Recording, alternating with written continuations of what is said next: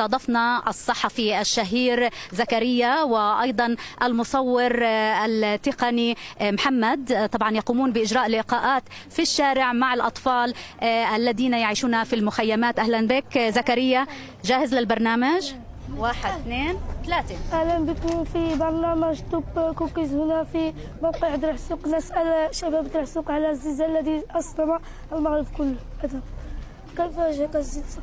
السلام عليكم. في يوم الجمعة مساء كان هنا زلزال أصدم المغرب كله، وفي منطقة أمزميز كان زلزال في إقليم حوز وأفزع الناس كثيرا، مثل بعض الموازين انهدموا كثيرا.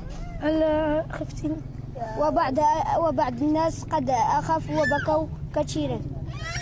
وشكرا. وكان معكم الصحفي زكريا والمصور محمد، وشكرا. وكانت معكم ميسون عزام من العربية.